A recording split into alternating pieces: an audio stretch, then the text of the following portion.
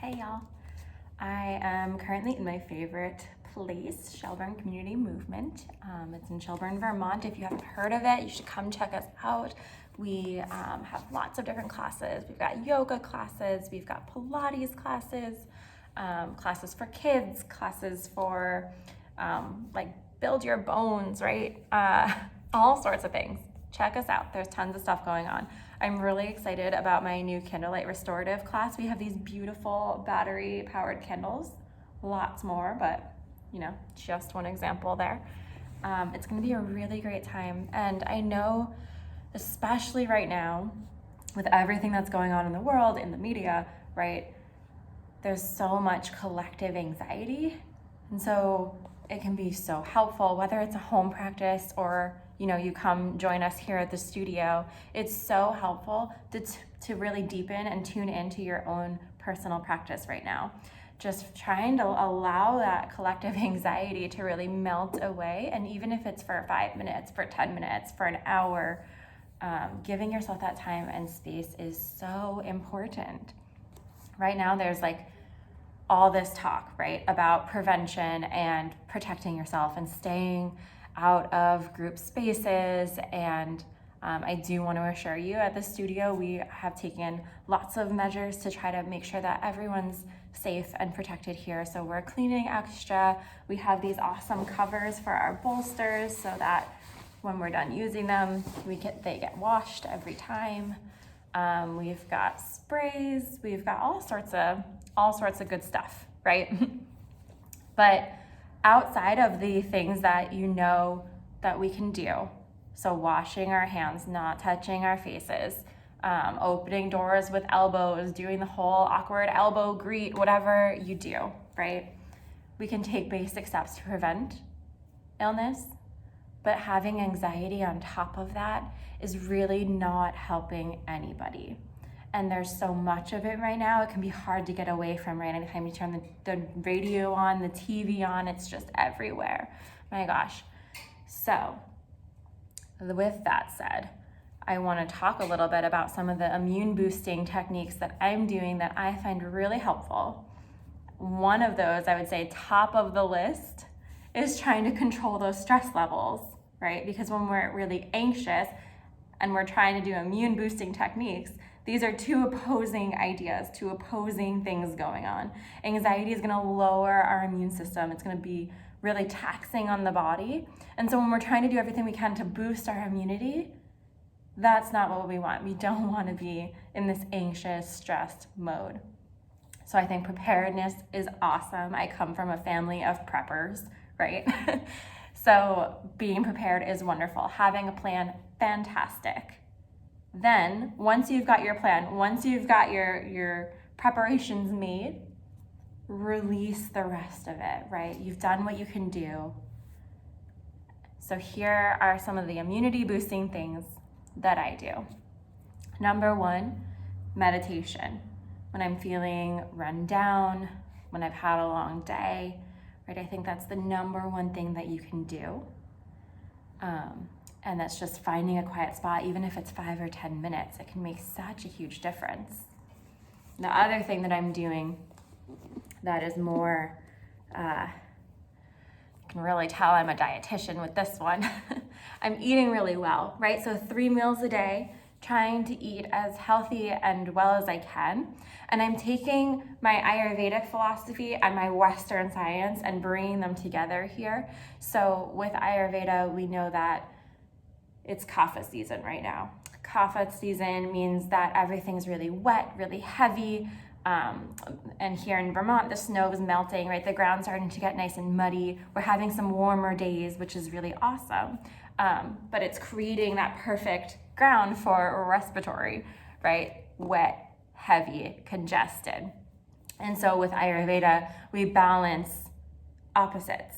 So with kapha season, we want to balance with more pitta practice, which is pitta is like the fiery, light, really warming practices. So one of the things that I'm doing is practicing Kapalabhati breath. This is a pranayamic technique that is really warming for the body. It's really clearing and energizing for the lungs. I'll just show you what that looks like. So essentially, we take a forceful exhale and a passive inhale, and we're doing this through the nose with the mouth closed. I like to take a couple clearing breaths first. So taking a nice deep inhale from the root of the spine up into the chest, and then an open mouth exhale. So I'll begin.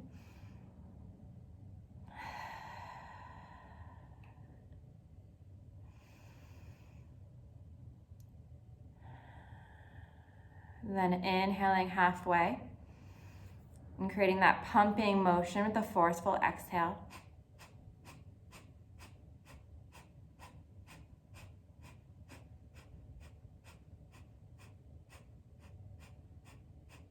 Deep inhale. Complete exhale. And you can do a couple of rounds of that. If you start to get lightheaded, definitely stop the practice. Contraindications, if you're pregnant, that's mostly the one contraindication that I know of. But yeah, if you're feeling lightheaded, definitely stop the practice. Take some nice, deep, normal breaths. If you're looking for more, that's a really energizing breath, right? So it's nice to do in the morning first thing, help clear out the lungs, get the body going. It can be nice to do too in the middle of the day if you're starting to feel kind of sluggish.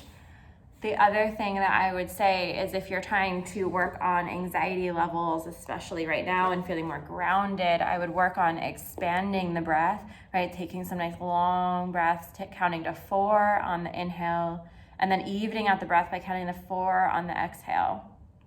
So really drawing the breath into the belly, expanding through the lungs, and then exhaling.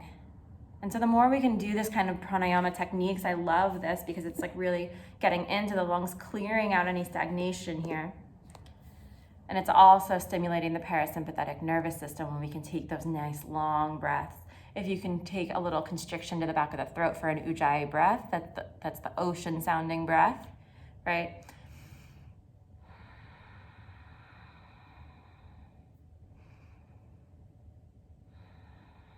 I don't know if you can really hear that, but the nice benefit about an ujjayi breath is there's good research that shows that little bit of a constriction in the back of the throat is giving a little bit of a massage to the vagus nerve. And the vagus nerve can stimulate that parasympathetic nervous system response, which is our rest and digest. It helps us slow down, calm down, reduce the amount of cortisol and adrenaline that the body can release during times of stress. So it's a really great practice to do and something that I've been focusing on a lot.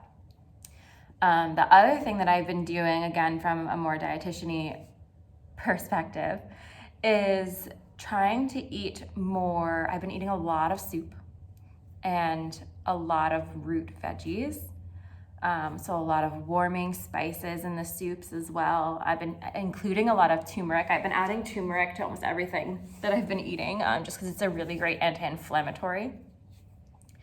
So just trying to support yourself with some good whole foods, going less for the processed foods right now and more for whole plant-based foods. We want to really optimize our nutrition. We want to optimize the vitamins and minerals that we're taking in. And I wouldn't necessarily suggest this for everyone. So if you have any questions, definitely talk to me first, send me a message. I'm happy to answer any questions you have, but about supplements, because I'm about to start talking about supplements too. And I don't recommend them for everyone, right? It's, but just to be totally transparent about what I'm doing right now to support my immune system, I'm taking vitamin C in the morning and in the evening. I'm taking zinc and magnesium. And part of that is because I do follow a vegan diet, and so there's not a lot of zinc naturally in more plant-based diets. So vegetarian or vegan, you're probably going to want to take a zinc supplement. You can go overboard though, so this is why I'm saying maybe not for everybody, but if you have any questions, feel free to reach out. I'm also taking a probiotic and an omega-3 supplement, as well as vitamin D.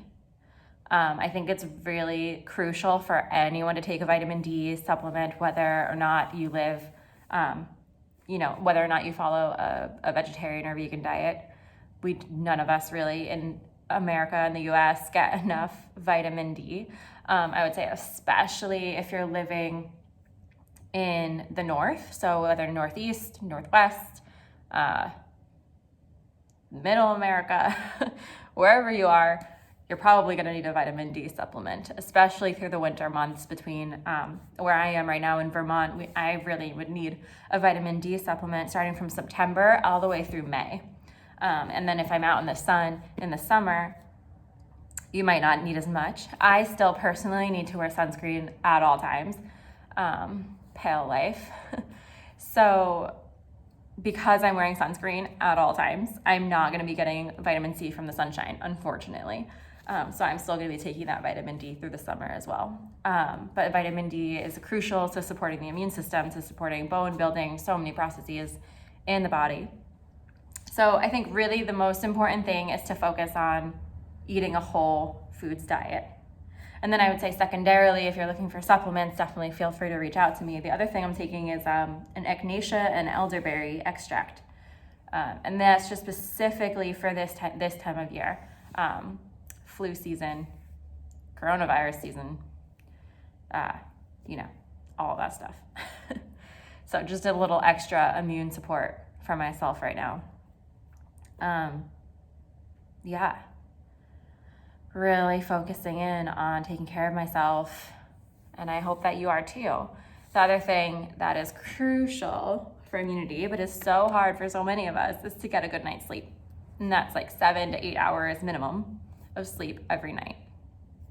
And I would say that focusing in on that, because sleep is our biggest contributor to our immunity besides stress, right? Stress and sleep. These are like the two biggest things that I would focus on. If you have to focus on anything, if you need to pick one thing, I would pick either stress or sleep, whichever one you're doing less of or more of. More stress, focus on stress. Less sleep, focus on sleep. Okay, there was something else I wanted to tell you too. What is it? Oh gosh, yes, I'm sitting on a yoga mat. Move your body. Moving your body, keeping your exercise going, keeping your lymph flowing. Our lymph nodes, right, can help pump out a lot of the toxins in our body. And they're really like mechanically activated. So skeletal muscle, all of our muscles are helping to move our lymph whenever we're moving. But if we're really stagnant and just laying around, Netflixing all day, we're not moving that lymph enough. We're not helping our body to detox itself. Our body has excellent natural detoxifying ways, right? We don't need to take any of these detoxifying teas or juice cleanses or whatever else. It's just a great way to waste your money because your body is so good at that naturally. And so how can you support your body's natural way of detoxifying? And one of the great ways is through exercise, movement. I love, obviously, yoga as my form of detoxifying, energizing movement.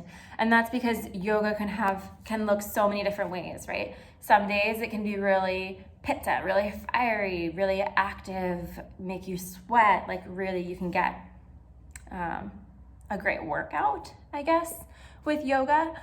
But then yoga can also be gentle and soothing, but you're still getting those great postures in that are helping your body to naturally detoxify, right? Any twisting action. So if you're doing twists, you're twisting from the navel, you're really wringing out your internal organs, it sounds really woo-woo, right? You're wringing out your internal organs, you're supporting your detoxifying by twisting, but truly you are cutting off some of the blood supply there. And while you're in that twist, and then when you come out of that twist, the blood rushes into that area and is really refresh and renewing what otherwise could be a little bit more stagnant. So it does make sense in an East meets West kind of science-y way too, despite it sounding fairly out there maybe in the beginning. So these practices have real benefits, and if you don't feel comfortable coming out to a studio like this, there's plenty of practices you can do online. I have my Patreon page where I'm offering 20-minute and 60-minute yoga classes online. And that's really to support your home practice and building up a great home practice. But obviously, like, feel free to come out to classes here as well. We have so much going on, and it's a beautiful space. It's a great community environment, which is really, really lovely, especially, you know, in the winter, and especially right now when it's like everyone's isolating themselves so much. And there's some good to that, right? We don't want to spread sickness.